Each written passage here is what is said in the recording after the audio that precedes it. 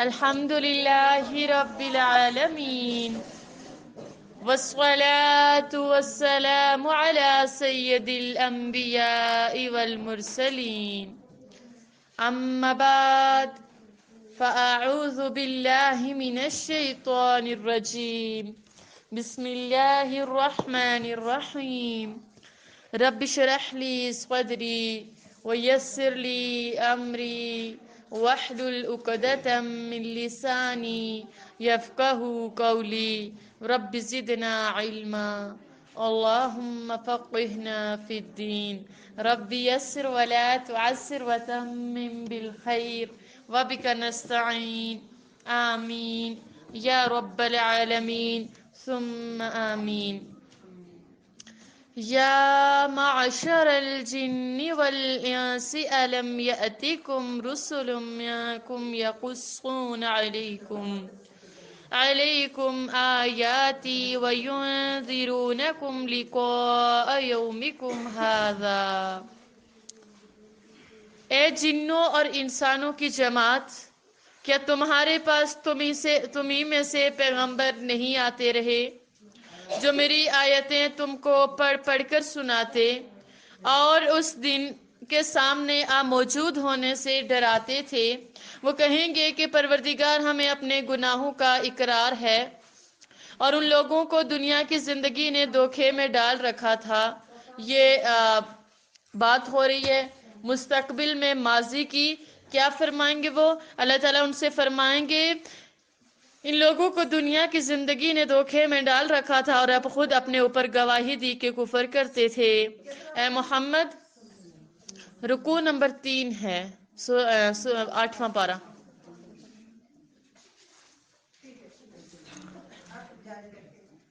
اس لیے کہ تمہارا پروردگار ایسا نہیں کہ بستیوں کو ظلم سے ہلاک کر دے اور وہاں کے رہنے والوں کو کچھ بھی خبر نہ ہو، اور سب لوگوں کے بلحاظ اعمال درجے مقرر ہیں، اور جو کام یہ لوگ کرتے ہیں اللہ ان سے بے خبر نہیں، اور تمہارا پروردگار بے پرواہ اور صاحب رحمت ہے۔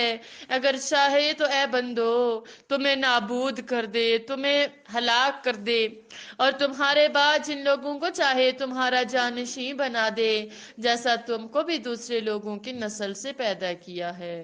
مشکل اللہ کے لیے؟ پہلے نسلیں تباہ ہوئی، پھر آباد ہوئی، اللہ مجھے اور آپ کو بھی ہلاک کر دے۔ اللہ نے تو اپنا کام لینا ہوتا ہے، وہ تو کسی سے بھی لے لیتا ہے نا۔ کوئی دین میرا اور آپ کا محتاج نہیں ہے، ہم دین کے محتاج ہیں۔ بات یہ ہے کہ نبی صلی اللہ علیہ وآلہ وسلم کی حدیث کا مفہوم ہے کہ دین ہر پکے اور کچے مکان تک پہنچ کر رہے گا، وہ پہنچے گا۔ وہ میں اور آپ کام کریں یا نہ کریں، دین نے پہنچنا ہے۔ بات یہ ہے کہ دین میرا اور آپ کا محتاج نہیں ہے، بلکہ میں اور آپ دین کے محتاج ہیں۔ ہم کوئی اس لسٹ میں، اس فہرست میں کہیں کونے میں میرا اور آپ کا بھی نام آ جائے کہ ہاں یہ بھی میرے دین کے لیے کام کرنے والے تھے، باقی دین نے تو پہنچنا ہی پہنچنا ہے۔ ٹھیک ہے؟ تو اللہ تعالیٰ فرما رہے کہ میں تمہارے بعد بھی کسی اور کو بھی پیدا کر سکتا ہوں، جیسا میں نے تمہیں دوسروں کی نسلوں سے پیدا کیا ہے۔ کچھ شک نہیں کہ جو وعدہ تم سے کیا جاتا ہے وہ آنے والا ہے، جلد پورا ہونے والا ہے، اور تم اللہ کو مغلوب نہیں کر سکتے۔ کون سا وعدہ کیا ہے اللہ نے؟ قیامت کا۔ ٹھیک ہے؟ فرمایا وہ تو آئے گی چاہے جو بھی کرو، تم نے پیش ہونا ہی ہونا ہے۔ کہہ دو کہ لوگو تم اپنی جگہ عمل کیے جاؤ، میں اپنی جگہ عمل کیے جاتا ہوں۔ ان قریب تم کو معلوم ہو جائے گا کہ آخرت میں بہشت کس کا گھر ہوگا۔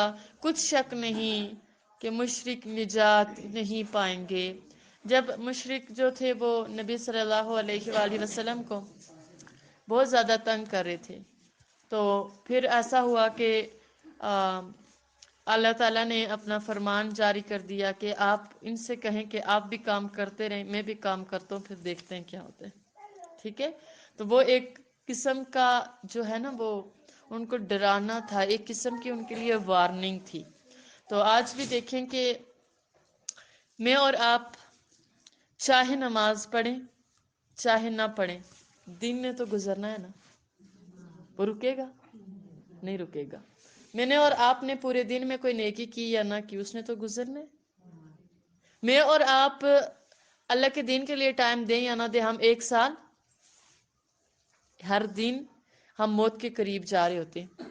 اور میں آپ سے کہوں کہ کل میری موت ہے اور میں آج ذرا کیک شیک کاٹوں گی تو آپ سارے آنا، کیا سوچیں گے؟ یہ کوئی خوشی کی بات ہوتی ہے کیک کاٹنا موت پر؟ تو جب آپ اپنے بچوں کی برتھ ڈے بنا رہے ہوتے ہیں تو وہ ایک سال بڑھ نہیں رہے ہوتے، وہ ایک سال تو موت کے قریب جا رہے ہوتے اور ہم خوش ہو رہے ہوتے۔ اس دن تو ہمیں اور زیادہ رونا چاہیے، کیونکہ میری زندگی کا ایک اور سال کم ہو چکا ہے، میری زندگی کا ایک اور سال موت کے قریب پہنچ چکا ہے۔ تو اس دن ہم خوشیاں منا رہے ہوتے ہیں، دیکھیں نا ہم کس قدر غافل ہو چکے۔ تو بات یہ ہے کہ وہ میں اور آپ خوش ہو رہے ہوتے، لیکن ہمیں اس دن رونا چاہیے۔ تو کیا خیال ہے پھر اب جب برتھ ڈے آئے گی تو کیک کاٹیں گے یا روئیں گے؟ 2 نفل پڑھ کے نا توبہ کے رویا کرے اللہ کے بارگاہ میں، یا اللہ میں ایک سال اور موت کے قریب آ چکی ہوں، یا اللہ عمل پاس کچھ نہیں ہے، ایک سال اور میرے ہاتھوں سے ریت کی طرح پھسل کر نکل چکا ہے، میں اور زیادہ میرے پاس کم وقت رہ چکا ہے۔ دیکھیں نا آج کل جب آپ کو جو ہی مغرب کا ٹائم قریب آتا ہے تو آپ جلدی جلدی کام سمیٹتے، ایسا ہی ہے نا؟ پھر اسی طرح ادھر بھی سمیٹا کرے، وہ ٹائم کم ہو رہا ہے اور ہر گزرتا دن مجھے اور آپ کو موت کے قریب لے کے جا رہے ہیں۔ ہم خوش ہو رہے ہوتے ہیں، ہم بڑے ہو رہے ہیں، ہم بڑے نہیں ہو رہے ہوتے، ہم موت کے قریب جا رہے ہوتے ہیں۔ یہ لمحہ گزر گیا نا، میں موت کے 1 سیکنڈ اور قریب آ گئی، میں موت کے 1 منٹ اور قریب آ گئی۔ یہ بھی کنسپٹ بنا کے دیکھیں۔ بہرکیف اللہ تعالیٰ فرما رہے ہیں وہ دن تو آئے گا ہی، قیامت تو قائم ہوگی، کہہ دو اچھا جی ان قریب تم کو معلوم ہو جائے گا، ان قریب تم سب کو معلوم ہو جائے گا۔ آج مجھے اور آپ کو اللہ سبحانہ وتعالیٰ بتا رہے ہیں ان قریب تم سب کو معلوم ہو جائے گا کہ آخرت میں جنت کس کا گھر ہوگا۔ دعا کریں، اللہم انا اسألک فی جنت الفردوس و جنت النعیم، اللہم انا اسألک فی جنت الفردوس و جنت النعیم، اللہم انا اسألک فی جنت الفردوس و جنت النعیم۔ کچھ شک نہیں کہ جو ظالم ہیں وہ نجات نہیں پائیں گے۔ اور جیسا کہ میں نے آپ کو بتایا تھا ظالم کون ہوتا ہے؟ ظلم کرنے والا۔ ظلم کیا ہوتا ہے؟ ظلم کیا ہوتا ہے جی؟ دیکھیں نا ہم سمجھتے ہیں ظلم یہ ہے کسی کو مار دینا، کسی کو قتل کر دینا، یہی ظلم ہوتا ہے۔ یہ ہمیں اصل میں ظلم کی اصل ڈیفینیشن ہی نہیں آتی ہے۔ ظلم عربی کا لفظ ہے، عربی میں ظلم کہتے ہیں کسی چیز کو اس کی جگہ سے اٹھا کر دوسری جگہ پہ رکھ دینا۔ اس کتاب کی یہ جگہ ہے، میں اس کو اٹھا کے میں وہاں نیچے رکھ دوں، یہ اس کتاب پر ظلم ہے۔ اس ٹیبل کی جگہ یہ ہے، میں اس کو اٹھا کے وہ سڑک پہ رکھ کے آ جاؤں، یہ ٹیبل پر ظلم ہے۔ میری آنکھوں کا حق یہ ہے کہ ان کو اللہ کے کاموں میں لگایا جائے، اور کرتے کیا ہیں؟ ان کو نافرمانی والے کاموں میں لگاتے ہیں، یہ آنکھوں کا ظلم ہے۔ آپ علیہ الصلوۃ والسلام نے فرمایا کہ قیامت کے دن ہر آنکھ روئے گی، قیامت کے دن ہر آنکھ روئے گی سوائے 3 آنکھوں کے۔ قیامت کے دن ہر آنکھ روئے گی سوائے 3 آنکھوں کے۔ ایک وہ آنکھ جو اللہ کے خوف سے روئی ہو، وہ قیامت کے دن نہیں روئے گی۔ روتے ہیں ویسے؟ روتے ہیں کس کے لیے؟ اللہ کے لیے روتے ہیں یا اپنی تکلیف کے لیے؟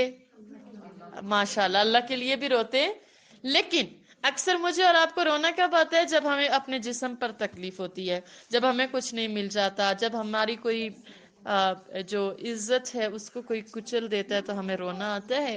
لیکن بہرکیف ایک ان 3 آنکھوں میں سے ایک وہ آنکھ ہوگی جو قیامت کے دن نہیں روئے گی، جو اللہ کی یاد میں، اللہ کے خوف میں دنیا میں روئی ہوگی. دعا کیا کریں کہ مجھے اور آپ کو وہ آنکھ نصیب ہو جائے جو اللہ کے لیے رویا کرے. ٹھیک ہے. اور یہ لوگ اللہ ہی کی پیدا کی ہوئی چیزوں یعنی کھیتی اور چوپایوں میں اللہ کا بھی ایک حصہ مقرر کرتے ہیں اور اپنے باطل خیال سے کہتے ہیں کہ یہ حصہ تو اللہ کا اور یہ ہمارے شریکوں یعنی بتوں کا. تو جو حصہ ان کے شریکوں کا ہوتا ہے وہ تو اللہ کی طرف نہیں جا سکتا اور جو اللہ کا ہوتا ہے وہ ان کے شریکوں کی طرف جا سکتا ہے. یہ کیسا برا انصاف ہے. اسی طرح بہت سے مشرکوں کو ان کے شریکوں نے ان کے بچوں کو جان سے مار ڈالنا اچھا کر دکھایا ہے تاکہ انہیں ہلاکت میں ڈال دیں اور ان کے دین کو ان پر خلط ملط کر دیں. اور اگر اللہ چاہتا تو وہ ایسا نہ کرتے تو ان کو چھوڑ دو کہ وہ جانے اور ان کا جھوٹ. مشرکین کیا کرتے تھے؟ کھیتی کس نے دی؟ اللہ نے. جانور کس نے دیے؟ اللہ نے. مشرکین نے جو بت بنائے ہوئے ہوتے تھے تو ان کے نام پہ حصہ نکالا کرتے تھے. یہ ہمارے بتوں کے لیے ہے، اس کو ہم نے ادھر کرنا، پھر اس کو کوئی اور کھا پی نہیں سکتا تھا. ٹھیک ہے.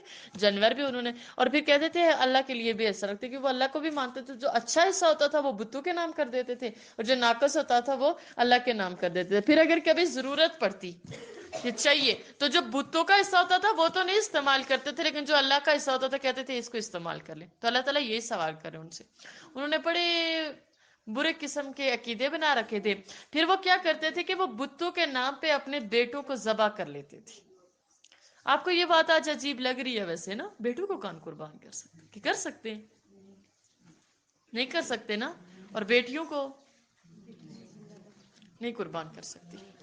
آپ کو بڑی عجیب لگ رہی ہے یہ بات، لیکن مشرکین عرب کرتے تھے ایسا. وہ بتوں کے نام پہ اپنے بیٹوں کو قربان کر دیتے تھے. اور اس کی ایک مثال ہمیں ملتی ہے، عام سی مثال دوں گی، غالباً آپ میں سے کچھ لوگوں نے پہلے بھی سنی ہوگی، پھر دیکھ لیتے. جب حضرت عبد المطلب نے، حضرت عبد المطلب کون تھے؟ نبی صلی اللہ علیہ وآلہ وسلم کے دادا تھے. انہوں نے یہ نظر مانی تھی کہ اگر مجھے 10 بیٹے ہوئے تو میں ایک بیٹے کو قربان کروں گا، میں ذبح کروں گا. پھر اللہ نے ان کو 10 بیٹے دیے. وہ کعبہ کے متولی بھی تھے. بات میں نے آپ کو پہلے بھی بتایا ہے کہ وہ اللہ کو بھی مانتے تھے لیکن ساتھ ساتھ وہ بتوں کو بھی مانتے تھے. ٹھیک ہے. تو انہوں نے کعبہ کے سامنے اپنے 10 بچوں کو حاضر کیا. بچے بھی فرمانبردار تھے. کہنے لگے بھائی میں نے نظر مانی تھی کہ میں نے ایک بیٹے کو قربان کرنا ہے، تو آپ لوگوں کا کیا خیال ہے؟ تو بچے کہنے لگے کہ آپ جس طرح سے کہتے ہیں ہم تیار ہیں، اب جس کو چاہیں ذبح کر لیں، ہم ذبح کر قربان ہونے کے لیے تیار ہیں. اب ہوا یہ کہ جب قرعہ ڈالا جانے لگا، جب نام ڈالے جانے لگے، تو نام نکلا ان کے سب سے چھوٹے بیٹے کا، حضرت عبداللہ کا. حضرت عبداللہ کون تھے؟ اور حضرت عبداللہ بڑے خوبصورت تھے، بہت اعلیٰ شخصیت کے مالک تھے اور بہت بہت اچھے ہوتے تھے، بہت زیادہ. آپ کو پتا ہے جب حضرت عبداللہ نے حضرت آمنہ سے شادی کی تھی نا، نکاح کیا تھا، تو مکہ کی پتہ نہیں کتنی لڑکیوں نے خودکشی کر لی تھی. فدا تھی لڑکیاں ان پہ، خوبصورت بھی بہت تھے، ان کی شخصیت بھی بڑی اعلیٰ تھی. اور یہی کام دیکھیں ان کے والد صاحب کے ساتھ بھی ہوا تھا، حضرت عبد المطلب کے ساتھ بھی ہوا تھا.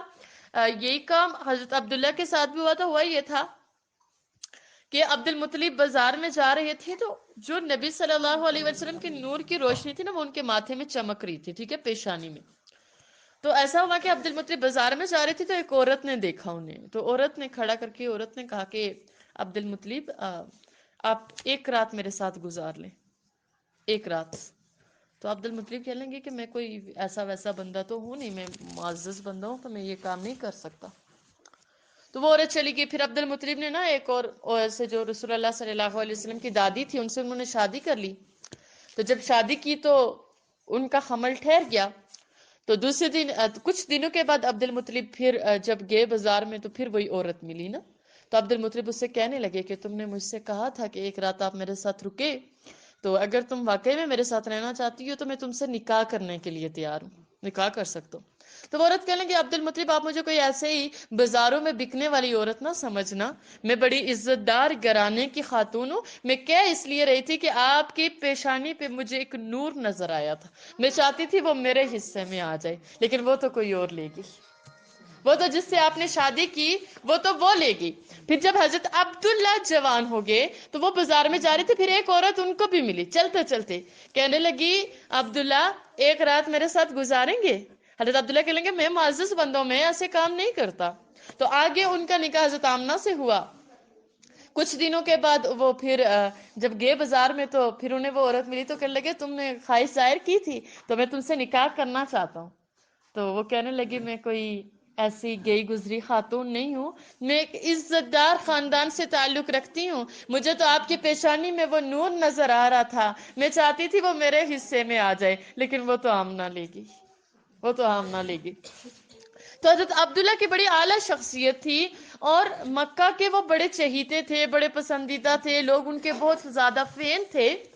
تو جب باپ نے اس بات کا اظہار کیا، قرہ نکالا، تو حضرت عبداللہ کے نام پر قرہ نکل آیا، اور حضرت عبد المطلب ان کو ذبح کرنے کے لیے تیار بھی ہو کے ساری تیاریاں ہو گئی۔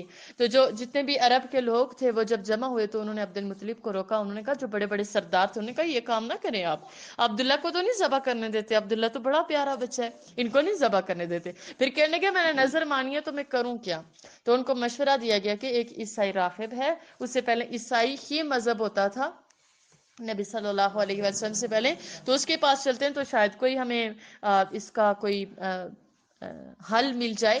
خیر جب وہ عیسائی راغب کے پاس گئے تو اس نے بتایا کہ آپ اس طرح کریں کہ آپ اونٹوں کو قربان کریں، ایک طرف آپ اونٹ رکھیں، دوسری طرف آپ حضرت عبداللہ کا نام رکھیں، تو وہ پرچی ڈالتے جائیں، تو جب اونٹوں کا نام نکل آئے گا تو آپ اونٹوں کو قربان کر دینا، یعنی تعداد بڑھا کے۔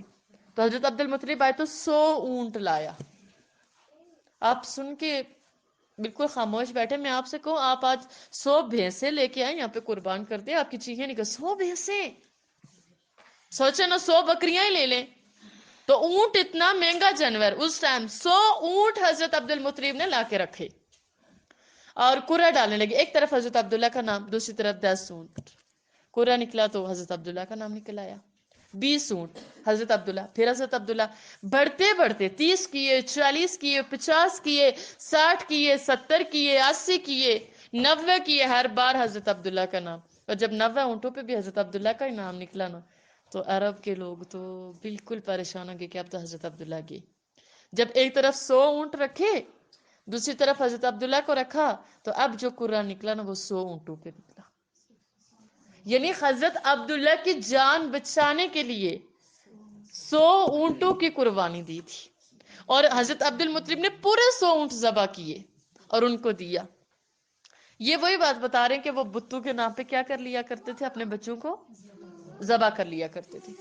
اب یہ ہوا کہ یہ ایک ہمیں مثال ملی۔ اب حضرت عبداللہ خیر ان کی زندگی تھوڑی تھی، ان کی شادی کو کچھ ہی مہینے ہوئے تھے، وہ تجارت کے لیے گئے، وہاں پہ ان کی ڈیتھ ہو گئی تھی، فوت ہو گئے تھے بالکل جوانی میں، اور جب وہ فوت ہوئے تھے تو اس دن فرشتے بھی بڑے روئے تھے، پتہ ہے آپ کو فرشتے بڑے روئے، کہنے لگے اللہ تعالیٰ یہ آپ نے کیا کر دیے، آپ نے تو اپنے محبوب کو دنیا میں آنے سے پہلے ہی انہیں یتیم کر لیا ہے۔ اللہ تعالیٰ جب ایک بچہ پیدا ہوتا ہے تو باپ اس کو اٹھاتا ہے، اس کی شفقت ملتی ہے، باپ تربیت کرتا ہے، پرورش کرتا ہے، جب رسول اللہ دنیا میں آئیں گے تو ان کی تربیت کرنے والا کون ہوگا، ان کی پرورش کرنے والا کون ہوگا؟ تو پھر اللہ تعالیٰ نے فرمایا کہ میں ہی اس کا خالق ہوں، میں ہی اس کا مالک ہوں، میں ہی تربیت کروں گا، میں ہی حفاظت کروں گا۔ تو یہ مثال آپ کو ملی ہے، وہ کیا کرتے تھے، بتوں کے نام پہ بیٹوں کو ذبح کر دیتے تھے۔ آج خیر ہم تو نہیں نہ کرتے یہ کچھ، چلے نہیں کرتے۔ آج کی جو نوجوان خواتین ہیں ان کا کیا کہنا ہوتا ہے، بچے دعا ٹھیک دے، بچے وہ پہل کی عورتیں ہونی اس کے اتنے زیادہ جنگت کڑیاں ایک کل اس نے رواج تھوڑا ہے بس دو پوتے تھوڑے وین دا صاف ستھرے وین اپنا نہیں رزق پورا ہونا دا ان بچوں نہ کیا پورا کر سکتے، کہتی ہیں آج کی لڑکیاں یا نہیں کہتی، نہیں نا ابھی شادی ہوئی ہے تو ابھی ایک دم سے بچے پالیں گے، نہیں چھوڑیں۔ پھر خیر اگلی بات آپ سمجھ ہی رہے ہیں، تو پھر بچوں کا قتل کر رہے ہیں یا نہیں کر رہے؟ کر رہے نا. اور ایک بات یاد رکھیے گا، قیامت والے دن وہ بچے آ کے گریبان پکڑیں گے، وہ آ کے گریبان پکڑیں گے اور سوال کریں گے میرا قصور کیا تھا، میرا جرم کیا تھا کہ مجھے دنیا میں آنے سے پہلے مجھے قتل کر دیا. لہٰذا بڑے محتاط رہا کریں. یہ آسانی والے قصے نہیں ہوتے، یہ عام عورتوں کی یہاں پہ نہیں مرضیاں چلتی، یہ اللہ نے پہلے سے اصول بنائے ہوئے ہیں. اللہ تعالیٰ مجھے اور آپ کو اپنے حفظ و امان میں رکھے. تو پتہ یہ چلا کہ ہر برائی تو میرے اندر بھی موجود ہے نا کہ نہیں ہے؟ اللہ تعالیٰ بچائے ہمیں. یہ ان کے ساتھ ایسا کیوں ہوا تھا؟ کیونکہ ان کے شریک، جن لوگوں کو انہوں نے شریک بنایا تھا نا عرب والوں نے، انہوں نے ان کو یہ کام کرنا بڑا خوبصورت کر کے دکھایا تھا. آج ہم نے شریک کس کو بنا دی ہے؟ دنیا اور دنیا کے لوگوں کو. اور آج ہم لوگوں کی باتیں نہیں نہ سہ سکتے کہ لوگ کہیں گے اس نے اتنے بچے، تو پھر ہم دوسرا کام کر لیتے ہیں. تو پتہ یہ چلا کہ دنیا اور دنیا کے لوگوں نے بھی ہم پہ ہمارا دین خلط ملط کر دیا ہے، اس کو مکس اپ کر دیا، سمجھ ہی نہیں آ رہی کیا کریں اور کیا نہ کریں. لہٰذا ایک تو ہم خواتین کی یہ بھی عادت ہوتی ہے کہ کسی کے ہاں اگر زیادہ بچے ہوں تو ہم اسے بھی بہت ساری باتیں سنانا شروع کر دیتے ہے نا. ٹھیک ہے، کل علاج نہیں کیا کیوں؟ جو اللہ دیتا ہے تو پھر کیا اس میں یا خط سے یہ ایک ہے کام دا. آپ کو کیا لگے انہیں ایک کام ہے، یعنی آپ اپنی مرضی کے آپ اپنی زندگی کو جئیں، ان کو چھوڑ دیں وہ جو کر رہے ہیں. تو اس لیے ان چیزوں سے ہمیں بڑا بچنا ہے. یہ کوئی ایسے چھوٹے موٹے کام ہے نہیں، یہ سارا کچھ ریکارڈ ہو رہا ہے، لکھا جا رہا ہے. تو یہ ساری برائیاں ہمارے اندر پائی جاتی ہیں، تو اپنے آپ سے ہم نے ان چیزوں کو نکال لیں انشاءاللہ. اچھا جی، اور اگر اللہ چاہتا تو وہ ایسا نہ کرتے، تو ان کو چھوڑ دو. اللہ تعالیٰ فرما رہے وہ نہیں مان رہے نا، چھوڑ دو ان کو، وہ جانے اور ان کا جھوٹ. اللہ اکبر. اور اپنے خیال سے یہ بھی کہتے ہیں کہ یہ چار پائے، یہ جو مویشی ہوتے چار ٹانگوں والے، اور کھیتی منع ہے اسے اس شخص کے سوا جسے ہم چاہیں کوئی نہ کھائے. اور بعض مویشی ایسے ہیں کہ ان کی پیٹھ پر چڑھنا منع کر دیا گیا ہے. اور بعض مویشی ایسے ہیں جن پر ذبح کرتے وقت اللہ کا نام نہیں لیتے. سب اللہ پر جھوٹ ہے، وہ ان قریب ان کو ان کے جھوٹ کا بدلہ دے گا. اور یہ بھی کہتے ہیں کہ جو بچہ ان مویشیوں کے پیٹ میں ہے وہ خاص ہمارے مردوں کے لیے ہے، اور ہماری عورتوں کو اس کا کھانا حرام ہے. اور اگر وہ بچہ مرا ہوا ہو تو سب اس میں شریک ہیں، یعنی مرد اور عورتیں سب کھائیں. ان قریب اللہ ان کو ان کے ڈکسولوں کی سزا دے گا، بے شک وہ حکمت والا خبردار ہے. جن لوگوں نے اپنی اولاد کو بے وقوفی سے، بے سمجھی سے قتل کیا اور اللہ پر جھوٹ باندھ کر اس کی عطا فرمائی ہوئی روزی کو حرام ٹھہرایا، سنیے وہ کھانے میں پڑ گئے، وہ گھاٹے میں پڑ گئے، نقصان میں پڑ گئے، وہ بلا شبہ گمراہ ہیں اور وہ ہدایت یافتہ نہیں ہیں. آپ کو عجیب لگ رہا ہوگا آیات سن کے.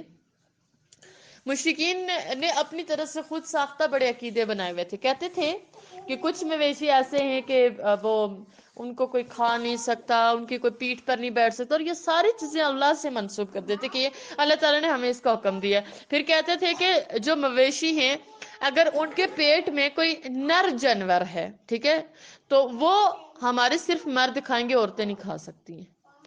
اگر زندہ بچہ ہے مویشیوں کے پیٹوں میں تو وہ صرف مرد کھا سکتے ہیں، عورتیں نہیں کھا سکتی. عورتوں کو وہ کچھ بھی نہیں سمجھتے تھے. اور اگر وہ جانور مرا ہوا ہے تو وہ پھر دونوں کھا سکتے، مرد بھی کھا سکتے، عورتیں بھی کھا سکتے. عجیب لگ رہا ہے نا.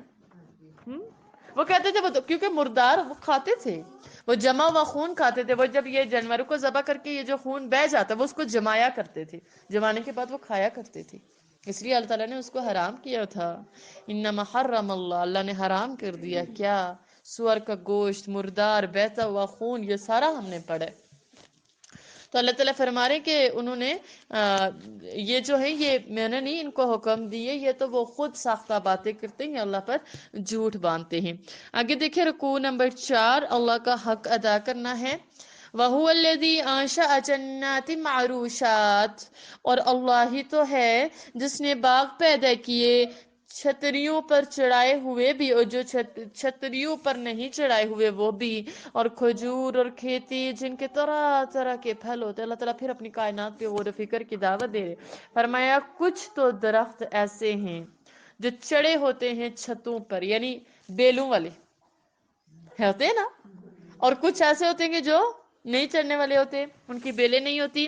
فرمایا کھجور اور کھیتی بھی جن کے طرح طرح کے پھل ہوتے ہیں، اور زیتون اور انار جو شکل میں تو ایک دوسرے سے ملتے جلتے ہیں اور ذائقے میں نہیں ملتے، جب یہ چیزیں پھلیں تو ان کے پھل کھاؤ، اور جس دن پھل توڑو اور کھیتی کاٹو تو اللہ کا حق بھی اس میں سے ادا کرو، یعنی عشر دیتے ہیں، سارے دیتے ہیں، دے دمڑی ککڑ کا کھا لے پوری سالیں،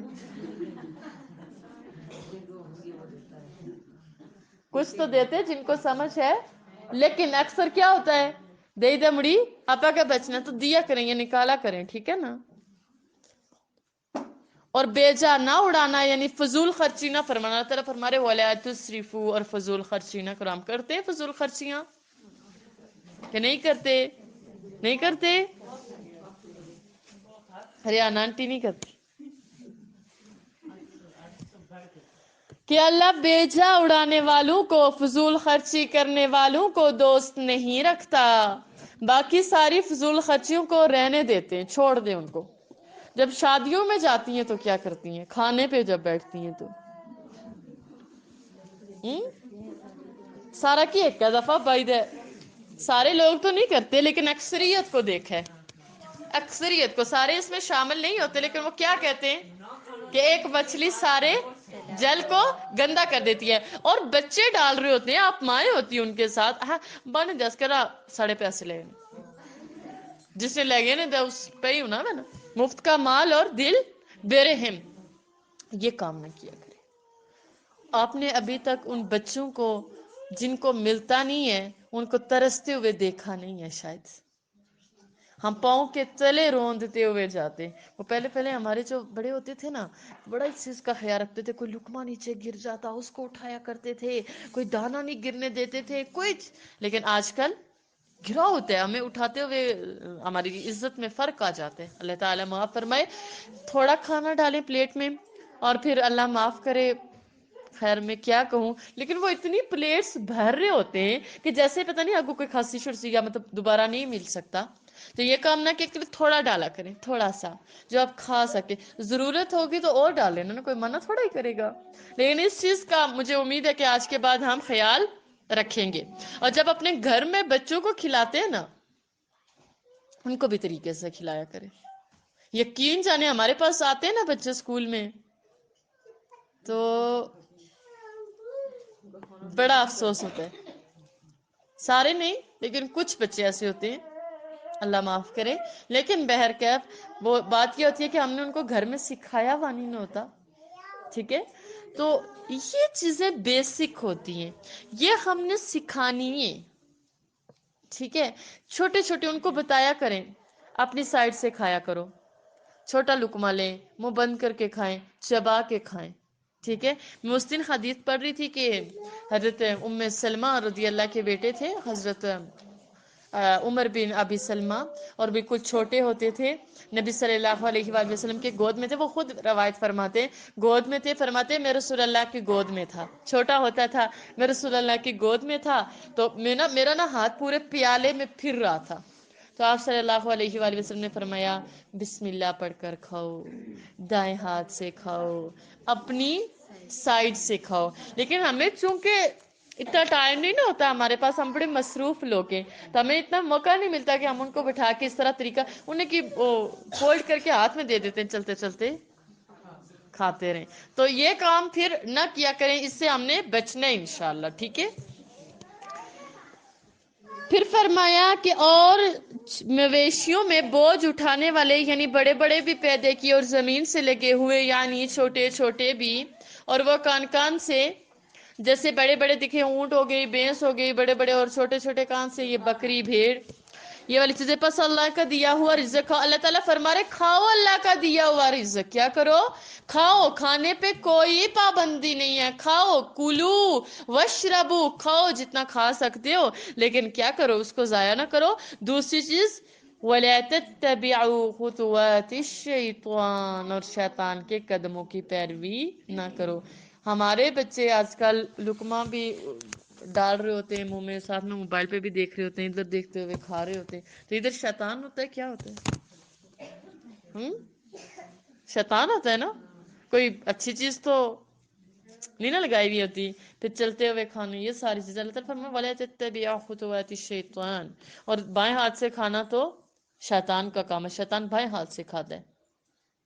اور کھانے سے پہلے بسم اللہ بھی پڑھا کریں، اونچی آواز سے پڑھا کریں، تاکہ آپ کے بچوں کو بھی عادت پڑے. اور اس کے علاوہ یہ ہے کہ جب ایک دفعہ ایک صحابی جو تھے وہ کھانا کھا رہے تھے، ان کو بسم اللہ کی یاد بھول گئی. انہوں نے سارا کھانا کھا لیا، ایک لقمہ بچا. اس کو وہ اپنے منہ کی طرف اٹھا رہے تھے، انہیں یاد آیا تو انہوں نے پڑھا پھر وہیں پہ بسم اللہ اولہ و آخرہ. تو نبی صلی اللہ علیہ وسلم مسکرانے لگے، فرمانے لگے شیطان اس کے ساتھ کھا رہا تھا، تو جب انہوں نے بسم اللہ اولہ و آخرہ پڑھی تو شیطان نے کیا کر دی. ٹھیک ہے، تو اگر آپ بسم اللہ نہیں پڑھتے تو شیطان ساتھ کھاتا ہے. شیطان کے قدموں پر نہ چلو، وہ تمہارا کھلا دشمن ہے. یہ بڑے چھوٹے 4 پائے 8 قسم کے ہیں، کان کان سے، 2 بھیڑوں میں سے اور 2 بکریوں میں سے، یعنی ایک نر اور ایک مادہ. اے پیغمبر صلی اللہ علیہ وآلہ وسلم، ان سے پوچھو کہ اللہ نے دونوں کے نروں کو حرام کیا ہے یا دونوں کی ماداؤں کو، یا جو بچہ ان کے پیٹ میں لپٹ رہا ہو اس سے. اگر سچے ہو تو مجھے دلیل سے بتاؤ. اور 2 اونٹوں میں سے اور 2 گایوں میں سے ان کے بارے میں بھی ان سے پوچھو کہ اللہ نے دونوں کے نروں کو حرام کیا ہے یا دونوں کی ماداؤں کو. یہ جو بچہ ان کے پیٹ میں لپٹ رہا ہو اس کو. بھلا جس وقت اللہ نے تم کو اس کا حکم دیا تھا تم اس وقت موجود تھے. تو اس شخص سے زیادہ کون ظالم ہے جو اللہ پر جھوٹ باندھے تاکہ عذرائے بے دانشی لوگوں کو گمراہ کرے، یعنی بغیر علم کے لوگوں کو گمراہ کرے. کچھ شک نہیں کہ اللہ ظالم لوگوں کو ہدایت نہیں دیتا. اگلا رکوع ہے اللہ کے حلال اور حرام کی پابندی. قُلْ لَا أَجِدُ فِي مَا أُوحِيَ إِلَيَّ مُحَرَّمًا، کہہ دو کہ جو احکام مجھ پر نازل ہوئے ہیں میں ان میں کوئی چیز جسے کھانے والا کھائے حرام نہیں پاتا، بجز اس کے کہ کیا کیا حرام ہے. غور سے سنیے گا. وہ مرا ہوا جانور ہو یا بہتا ہوا خون یا سور کا گوشت، کہ یہ سب ناپاک ہیں، یا کوئی گناہ کی چیز ہو کہ اس پر اللہ کے سوا کسی اور کا نام لیا گیا ہو. اور اگر کوئی مجبور ہو جائے لیکن نہ تو نافرمانی کرے اور نہ حد سے باہر نکل جائے تو تمہارا پروردگار بخشنے والا مہربان ہے. اور یہودیوں پر اب دیکھیں نا، اللہ تعالیٰ نے یہودیوں پر کیا کیا تھا. یہودیوں پر ہم نے سب ناخن والے جانور حرام کر دیے تھے، اور گایوں اور بکریوں سے ان کی چربی حرام کر دی تھی، سوائے اس کے جو ان کی پیٹھ پر لگی ہو یا اوجڑی میں ہو یا ہڈی میں ملی ہو. یہ سزا ہم نے ان کو ان کی شرارت کے سبب دی تھی. وہ بہت زیادہ نافرمانیاں کیا کرتے تھے نا، پھر اللہ تعالیٰ نے اس وجہ سے ان پہ حرام کی تھی. اور ہم تو سچ کہنے والے ہیں، اور اگر یہ لوگ آپ کی تکذیب کریں، آپ کو جھٹلائیں، تو کہہ دو تمہارا پروردگار وسیع رحمت والا ہے، مگر اس کا عذاب گنہگار لوگوں سے نہیں ٹلے گا. اگر رحمت ہے تو عذاب بھی گنہگاروں سے ٹلے گا نہیں. جو لوگ شرک کرتے ہیں وہ کہیں گے کہ اگر اللہ چاہتا تو ہم شرک نہ کرتے، اور نہ ہمارے باپ دادا شرک کرتے، اور نہ ہم کسی چیز کو حرام ٹھہراتے. اسی طرح ان لوگوں نے تکذیب کی تھی جو ان سے پہلے تھے، یہاں تک کہ ہمارے عذاب کا مزہ چکھ کر رہے. کہہ دو کیا تمہارے پاس کوئی دلیل ہے؟ اگر ہے تو اسے ہمارے سامنے نکالو. تم محض خیال کے پیچھے چلتے اور اٹکل کے تیر چلاتے ہو. کہہ دو کہ اللہ ہی کی حجت غالب ہے، اور اگر وہ چاہتا تو تم سب کو ہدایت دے دیتا. کہو کہ اپنے گواہوں کو لاؤ جو بتائیں کہ اللہ نے یہ چیزیں حرام کی ہیں، پھر اگر وہ آ کر گواہی دیں تو ان کے ساتھ گواہی نہ دینا اور نہ ان لوگوں کی خواہشوں کی پیروی کرنا جو ہماری آیتوں کو جھٹلاتے ہیں اور جو آخرت پر ایمان نہیں لاتے اور بتوں کو اپنے پروردگار کے برابر ٹھہراتے ہیں۔ اس میں دیکھیں نا اللہ تعالیٰ نے جو حرام کیا ہے اس کے بارے میں بتایا ہے۔ جس جانور پر اللہ کا نام نہیں لیا جاتا، نہیں لے کر اس کو ذبح نہیں کیا جاتا، اگر اللہ نے اس کو حرام کیا ہے تو پھر مجھے بتائیں کہ وہ سارے کام کرنے کس طرح جائز ہو سکتے جن میں ٹوٹل اللہ کی نافرمانی ہے۔ بات تو ہے نا سوچنے کی۔ پھر ڈرامے کیسے جائز ہیں، پاکستانی ہوں یا انڈیا کے ہوں؟ پھر فلمیں کیسے جائز ہیں؟ پھر گانے کیسے جائز ہیں؟ اس میں کوئی اچھی بات سکھا رہے ہوتے ہیں۔ وہ اکثر لڑکیوں سے پوچھا جاتا ہے آپ کیوں ڈرامے دیتے ہو، اس میں سے بہت سبق ملتا ہے۔ کیا سبق ملتا ہے؟ سبق کی کتاب تو یہ ہے، اس کو تو کھولا ہی نہیں اور سبق ڈھونڈنے نکلے ایکٹر سے۔ وہ کیا سبق ملتا ہے؟ صرف بے حیائی کے سوا مجھے تو نہیں لگتا کہ کچھ اس میں سے ملتا ہے۔ سوچیں نا، تصور کریں کہ اگر رب العالمین وہ جانور جس پہ اللہ کا نام نہ لیا جائے اور ذبح کیا جائے، اللہ نے اس کو حلال نہیں کیا، تو وہ سارے کام کس طرح حلال ہو سکتے ہیں جس میں صرف اللہ کی نافرمانی ہے، ٹوٹل اللہ کی نافرمانی ہے۔ اللہ تعالیٰ مجھے اور آپ کو محفوظ فرمائے۔ ایک دن پہلے بھی بات کی تھی، آج بھی بات کروں گی، جو چیزیں میرے رب نے حرام کر دی ہیں وہ قطعی حلال نہیں ہو سکتی، چاہے وہ کوئی بھی عمل ہو۔ بویں بنانا حلال ہے؟ بویں بنانا حلال ہے؟ بویں آئی بروز حلال ہے؟ لعنت کی ہے اللہ نے، لعنت کی ہے اللہ نے۔ اور آج کل کی لڑکیاں تو بڑی شوق سے بناتی بھی ہیں اور بنواتی ہیں، بنوانے والوں پر اور بنانے والوں پر، دونوں پر اللہ اور اس کے رسول کی لعنت ہے۔ اور لعنت پتہ ہے کیا ہوتا ہے؟ اللہ کی رحمت سے دوری۔ پھر اللہ کی رحمتیں کیسے برسے؟ اب بنانی ہے جو اس سے بتائیں نا، اس سے پہلے جو ہو گیا اللہ معاف کر دیں گے، ابھی آگے والی بات بتائیں۔ اب تو نہیں نا بنانی انشاءاللہ۔ اور جو بغیر شادی شدہ ہیں جب وہ شادی کریں گے پھر، کیونکہ آج کل وہ پیارے نہیں نہ لگتے ہیں، کیا کہتے ہیں وہ سیٹ نہیں نہ آتے جب تک بنائی نہ جائے۔ تو یہ کام میں نے اور آپ نے چھوڑنے انشاءاللہ، چھوڑنے نا، خالی چول اوپرا اوپرا انشاءاللہ۔ ہاں تسے نہیں کسی وہ تسے کیا ضرورت سی کتنے نہیں، وہ ماڑا جو بندے ضرورت نہیں یعنی میں نہیں کی تھی، کہتا میں تسے کیا ضرورت سی کتنے نہیں، وہ ماڑا جو بندے ضرورت نہیں۔ اچھا، تو بہرکیف یہ کام شیطان کے کام ہیں تو ہم نے نہیں کرنے۔ پتہ ہے میں آپ کو بار بار کیوں بتا رہی ہوں؟ اس لیے تاکہ کل قیامت والے دن آپ یہ حجت نہ پیش کر سکیں کہ ہمیں تو کسی نے بتایا ہی نہیں تھا۔ ٹھیک ہے؟ تو اگر کسی کو میری اتنی زیادہ تلخ کلامی بری لگتی ہو، میں تمہیں دل سے معذرت کرتی ہوں، لیکن سچی یہ بات ہے کہ میں آپ کے فائدے کے لیے بتا رہی ہوں۔ جی، لیکن ہم نے ان کو چھوڑنا ہے، یہ مغرب کے کام ہے یار، یہ شیطان کے کام ہے۔ ہمارا دوست اللہ ہے یا شیطان ہے؟ اللہ ہے، تو پھر ہم نے اللہ کی دوستی والے کام کرنے۔ فرض کیا نہ خوبصورت لگے تو کیا ہو جائے گا؟ نہ لگے تو کیا، جس نے بنایا اس نے بڑا پیارا بنایا ہے۔ تو اس لیے میں نے اور آپ نے یہ کام انشاءاللہ چھوڑنے ہیں، ٹھیک ہے؟ اب اگلا رکوع دیکھیے، اللہ تعالیٰ فرما رہے قل، کہہ دو کیا کہ لوگو آؤ میں تمہیں جو چیزیں پڑھ کر سناؤں جو پروردگار نے تم پر حرام کی ہیں۔ کیا کیا؟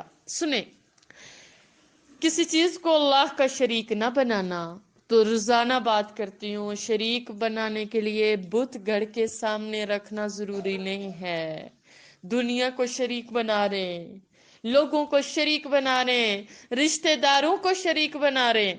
ایک دفعہ میری ایک کزن تھی، ان سے میری بات ہو رہی تھی، یہی کوئی تیار شیار ہونے کی بات ہو رہی تھی، تو مجھے کہتی ہیں وہ اصل میں نا پتہ ہے میں اس لیے زیادہ تیار ہوتی ہے نا کیونکہ میرے ہسبینڈ کو بڑا اچھا لگتا ہے، میرے ہسبینڈ کو بڑا اچھا لگتا ہے کہ آپ تیار ہوں۔ ٹھیک ہے، اگر آپ کے ہسبینڈ کو اچھا لگتا ہے تو پھر ان کے لیے تیار ہوا کرے نا کمرے کے اندر، باہر نکل کے کہاں سے ہسبینڈ ہوتے؟ کوئی ہوتے نہیں نہ ہوتے؟ تو پھر یہ حجت کے ان کی بات مان کے अल्लाह को पीछे छोड़ देना, ये क्या है? शिर्क है। इसका मतलब कि आपने अल्लाह की जगह पे किसी और को छोड़ दिया। ठीक है, तो क्या हुआ, कोई मसला है? अच्छा, इसी तरह दुनियादार लोगों के लिए, अपने रिश्तेदारों खानदान के लिए क्या करना? अल्लाह को पीछे छोड़ देना। आजकल की नौजवान बच्चियां पर्दा करना चाहती हैं बाकायदा शरई तौर पर। कितने लोग पर्दा करना चाहते हैं? कर क्यों नहीं रही? क्या चीज आड़े आ रही है? कर क्यों नहीं रही? एक हमारी उस्ताजा बता रही थी, एक दफा मेरी किसी बात हो रही थी किसी ईसाई से, तो वो बात कर रहे थे, वो बड़े दीन से मुतासिर थे। तो मैंने कहा आप दीन से इतने मुतासिर हैं तो फिर क्या चीज आपको ला इलाहा इल्लल्लाह मुहम्मदुर रसूलुल्लाह पढ़ने से रोकती है? कहने लगे खानदान। क्या रोकता है? खानदान। आज मुझे और आपको क्या रोकता है? खानदान। क्यों नहीं इस्लाम के मुताबिक शादियां कर रहे? क्यों नहीं करते भाई? लोग बातें करेंगे। मैं ऐसे ही आप लोगों को ये बातें नहीं सुना रही, आप शादियां करेंगे अपने बच्चों की और मैं आऊंगी चेक करने। ठीक है, कि सिर्फ इधर ही आजी थी या सिर्फ इधर ही आजी थी या वाकई में अमल भी था? तो ये आप माए हैं, आप जब तक ये तब्दीली नहीं लेके आएंगे तब्दीली हो नहीं सकती। और मजे की बात बताऊं, औरतें सबसे पहले तब्दीली लेकर आती हैं। औरतों से ही तब्दीली शुरू होती है। आप औरतें खड़ी हो जाएं, हमारे माशरे से बेहयाई खत्म हो सकती है। आप औरतें डट जाएं, हमारी शादियां इस्लाम के मुताबिक हो सकती हैं। आप औरतें डट जाएं, हमारे जनाजे इस्लाम के मुताबिक हो सकते हैं। आप डटें तो सही, आप अपने आप में जान तो डाले ना। और हजरत आसिया, वो भी एक औरत थी और फिरौन ने पसंद की शादी की थी। फिरौन मोहब्बत करता था हजरत आसिया से, लेकिन क्या हुआ? हजरत आसिया ने इस्लाम कबूल कर लिया।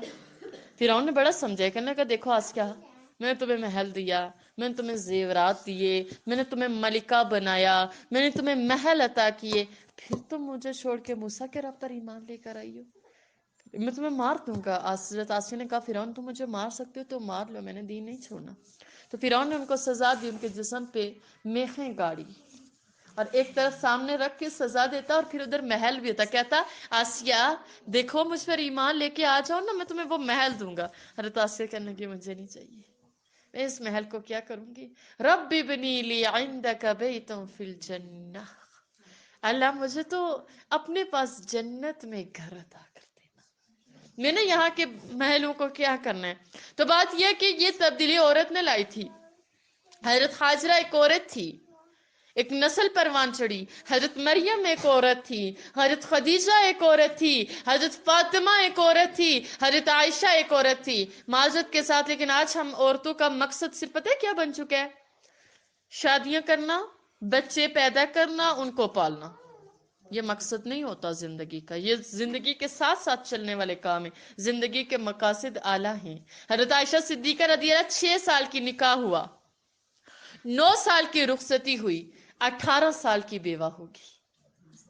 जवानी 18 साल की, कोई औलाद नहीं थी। क्या वो रोना धोना करने के लिए बैठ के? नहीं, हजारों लोगों को पढ़ाया उन्होंने। बड़े बड़े सहाबा हजरत आयशा सिद्दीका रदी अल्लाह के स्टूडेंट थे, उन्होंने काम किया, उन्होंने अपने आप को मनवाया। आज अगर मैं और आप, आज हम औरतें, आज हम दीन पर अमल करने वाली बन जाएं, खुदा की कसम वल्लाही बहुत जल्दी हमारा मुआशरा इस्लामी बन सकता है।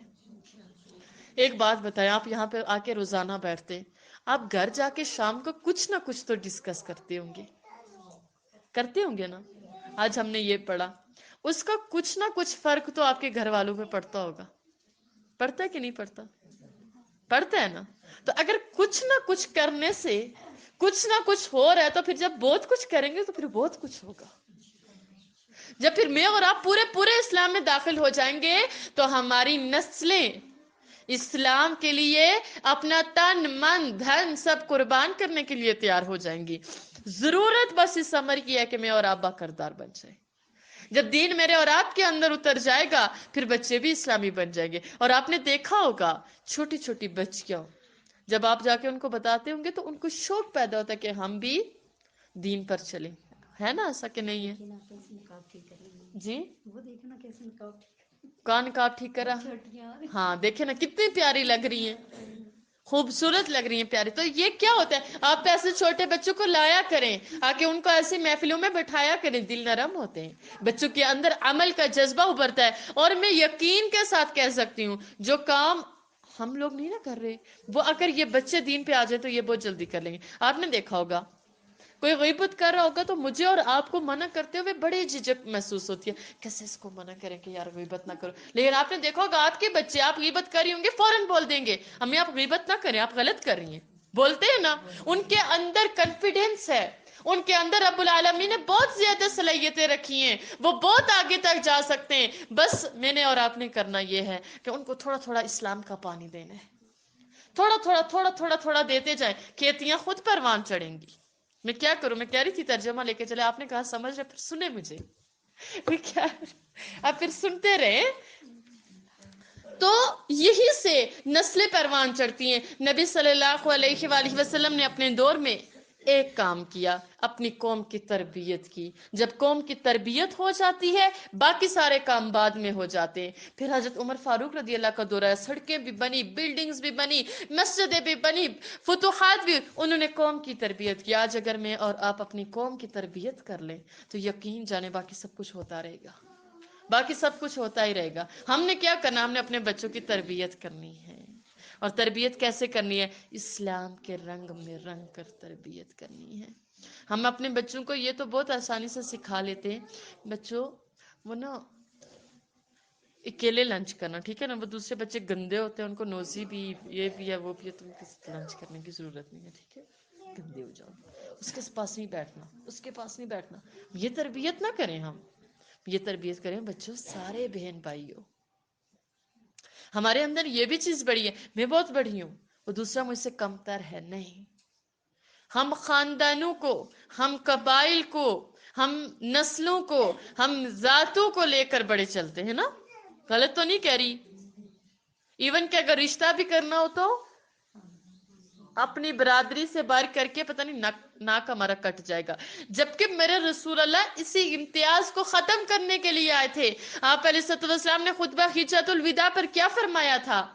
کسی کالے کو، کسی گورے پر، کسی گورے کو، کسی کالے پر، کسی عربی کو، کسی عجمی پر، کسی عجمی کو، کسی عربی پر کوئی فوقیت حاصل نہیں، سب برابر ہے.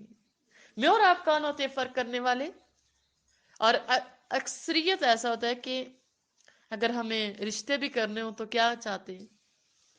اپنے سٹیٹس کا بندہ. ایسے نہ کیا کریں. اس چیز کو ہم اہل القرآن نے ختم کرنا ہے انشاءاللہ، کرنا نا انشاءاللہ. یہ ذاتی سسٹم، یہ ذات کا سسٹم، یہ قبائل کا سسٹم، ہم نے ان سارے نظاموں کو پاؤں تلے روندنا ہے انشاءاللہ. ہم نے دیکھنی کیا چیز ہے؟ ہم نے اللہ کے قرآن کو دیکھنا، ہم نے اللہ کے دین کو دیکھنا ہے. اور خدا را جب آپ اپنے بچوں کی شادیوں کا پروگرام کریں یا رشتے ڈھونڈیں تو صرف چٹے منہ نہ دیکھا کرے، سیرت دیکھا کرے، دینداری دیکھا کرے، با حیا کتنی ہے عورت، با پردہ کتنی ہے عورت، آپ کی نسلیں سدھر جائیں گی.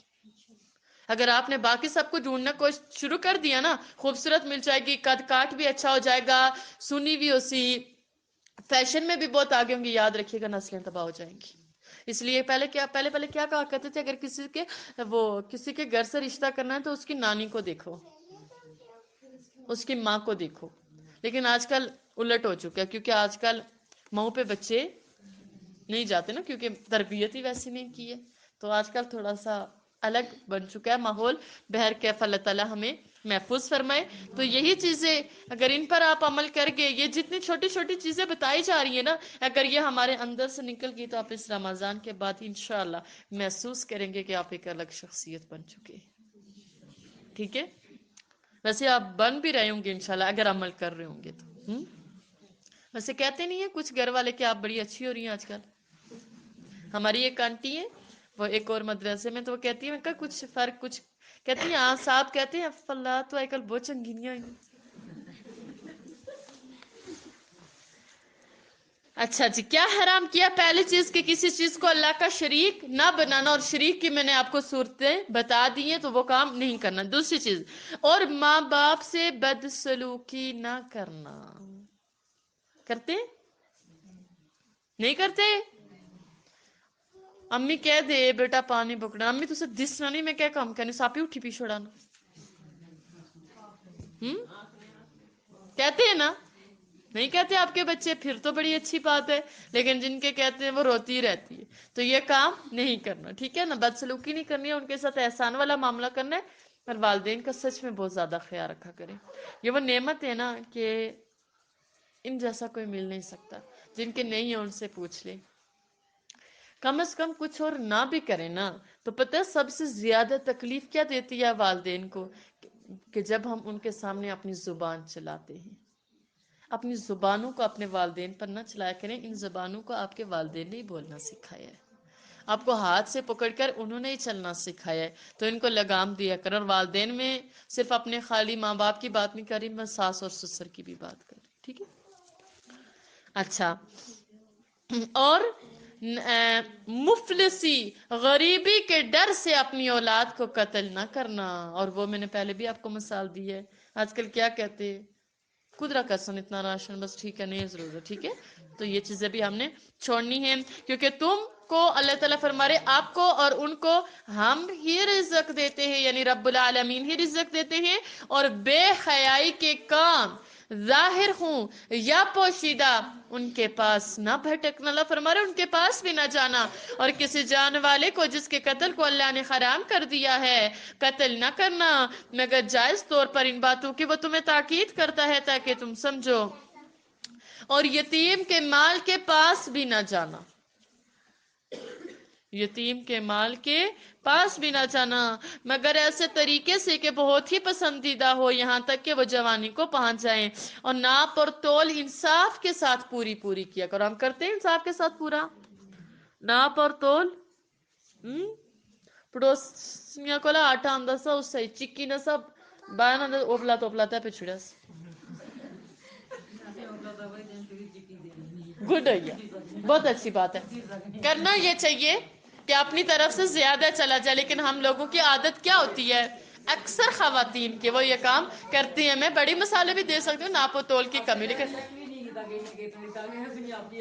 لیکن ناپ اور تو دیکھیں سارے نا ایک جیسے نہیں ہوتے۔ ابھی ہم اجتماعیت کی بات کریں تو جو ایسے کرے گا اس کو پتہ چل جائے گا، اور پھر جس کے اندر یہ چیز ہوگی وہ نکال دے گا، اور جو نہیں کرتے وہ تو اچھے، وہ تو پہلے ہی اچھے۔ جو سارے عام کہتے ہیں دودھ آپ کو پانی والا چاہیے یا اصل چاہیے، دودھ کشمیر کی بات نہیں کرتے، الحمدللہ ہم سب ہمارے لوگ اچھے، ہم سب اچھے ہیں الحمدللہ اچھے، جو کچھ میں دیکھ کے آئی ہوں ہاں وہ پوچھتے ہیں کہ پانی والا چاہیے یا ایک نمبر چاہیے، وہ میرا بھائی میں کہتی ہوں کہ بھائی مجھے یہاں سے چائے نہیں صحیح ملی، تو کہتا ہے کہ باجی ادھر دودھ اصل سے کاٹا پی سکتا ہے، باقی کوئی چیز وہ تھوڑی دیر کے لیے کاٹا ایک دو منٹ کے لیے وہ پی سکتا ہے، ورنہ آپ کو ایسا اور مثلا ملتے ہی ہے وہاں جا کے مریض ہمارے کہتے ہیں آپ تھوڑا سا کھا لو، یہی بات ہے نا، دیکھیں یہ کیوں کمیاں ہیں، یہ ہمارے معاشرے میں اتنی برائیاں کیوں ہیں؟